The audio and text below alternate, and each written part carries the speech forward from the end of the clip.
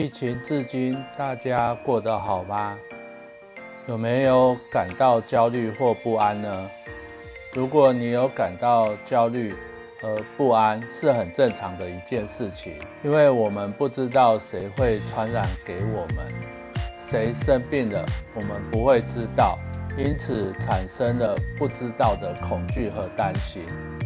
如果你是比较会为了一点事情忧心的人，要放宽心。当然，我这样讲是没有用的，你仍然还是会很不安。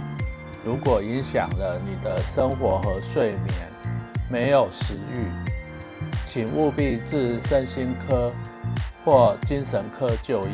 如果你有想不开，请做一下心情温度计量表，看一下自己分数如何。请看上方的资讯栏，喜欢请订阅、按赞、开启小铃铛，分享给你有需要的朋友。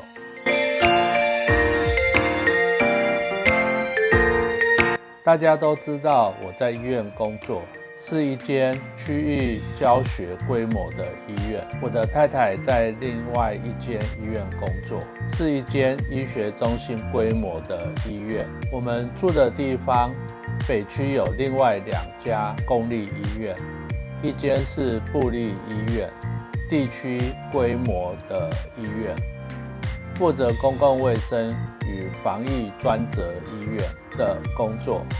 另外一间是区域级的阿兵哥医院。当医院有人开始得到疫情生病的时候，我居住的区域医学中心有部分的病房有人出现确诊。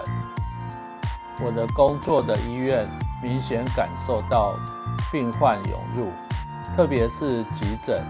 当时急诊召会我下去，看到急诊室人潮一波一波的出现，相当可怕。如果都没有停过，护理师私下说：“医学中心怎么了？为什么人都往我们家送？”后来才知道有院的急诊室短暂关闭，就有非常明显的感觉。后来负责防疫的专责医院有大型的院内感染，最后医院就直接关门。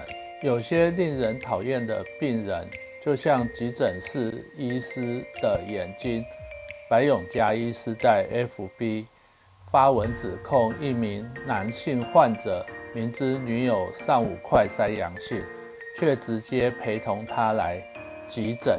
虽然进入医院需要透过健保卡查验身份是否有被列管，但是有些人利用别人的身份证字号或是急诊就医未主动告知确诊而进入候诊区，因为只要有确诊都会在另外一个单独的区域。有些人不想被关起来，有被关的感觉，就会刻意不告知医护人员。医护人员通常都会有防护装备，可怜的是其他床的病友，中奖率就大大提升。这样的事情在我们家也发生过几次。最近还有别家确诊者的病人进到我们家医院求诊，后来发现有院有确诊，病人因病情不想开刀，也不想被关起来，就自己 AAD 自动出院，在大街的便利商店闲逛。真的很傻眼吧？这也证实网络上流传的一个笑话，说明为什么社区会大流行。因为感染者都在大街上趴趴走，健康的人都躲在家里戴口罩。虽然这是一个笑话，但是却是一个事实。虽然目前疫情走向是大家接种天然的第4剂产生抗体，因为病毒变异至今已经比第1代弱很多了，传染力虽然很强，但大多都是轻症以下的状况，甚至没有症状。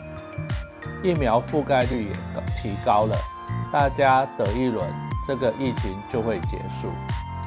那么为什么医院的医护人员仍介意上面讲的这些事情呢？很简单，因为人力不足。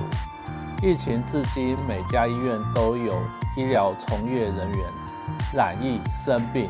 想想看，原本规划好的就医空间跟人力，如果疑似者和确诊者有独立的就医空间，确认安全的在非隔离的就医空间就医，这样对急诊医护人员的心理压力是会变小的，不用所有区域的人都很紧张，需要全副武装，不晓得哪一个是感染者。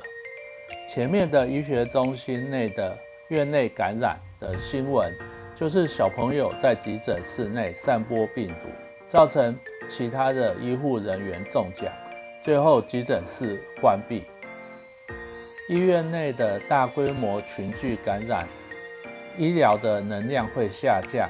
想想看，原本你要开刀住院，现在因为疫情全部延后。